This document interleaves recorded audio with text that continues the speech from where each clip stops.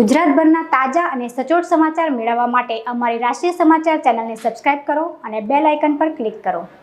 સુરત અડાજણ આનંદ મહેલ road પર સુરત મહાનગરપાલિકાના ચોથા વર્ગના કર્મચારી માટે આવાસ બનાવેલા છે, જેમાં ગંદકીનો માહોલ નીચે પેસેજમાં ગંદા પાણીની ગટરો વહે છે। ગંદુ પાણી ભરેલું રહે છે। આજુબાજુના સ્થાનિક રહેવાસીઓ હેરાન પરેશાન થઈ ગયા છે। વારંવાર જવાબદાર અધિકારીઓને ફરિયાદ કરી છે, તેમ છતાં કોઈ કાર્યવાહી કરવામાં આવતી નથી। સ્વચ્છ સુરત, સ્વચ્છ ગુજરાત, સ્વચ્છ ભારતના લીરે લીરા ઉડી રહ્યા છે।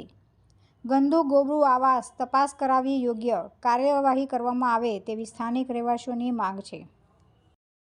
ચલો આપણા મહેશ પટેલ, સામાજિક કાર્યકર્તા।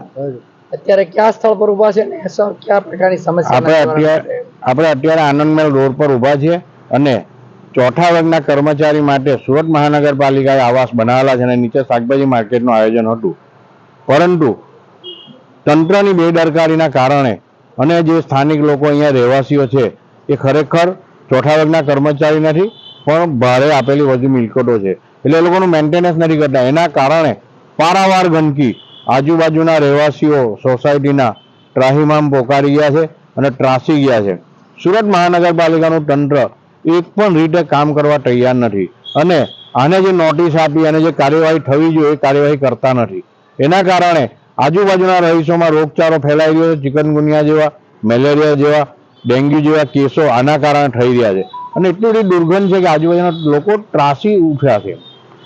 મહાનગરપાલિકામાં આ બાબતે ક્યારે રજૂઆત કરવામાં? મહાનગરપાલિકામાં સ્થાનિક રહેવાસીઓ વારંવાર રજૂઆત, 1 વર્ષથી રજૂઆત કરે છે અને ગઈકાલે જ્યારે મને ખબર પડી અને માન્ય કમિશનરશ્રીને મેં રજૂઆત કરી અને માન્ય કમિશનરશ્રીને રજૂઆત કરતા આજે તંત્ર દોડતું થયું છે, પણ તો બી એનો નિકાલ જે કરવો જોઈએ ને ગંદકીનો તે થયો નથી।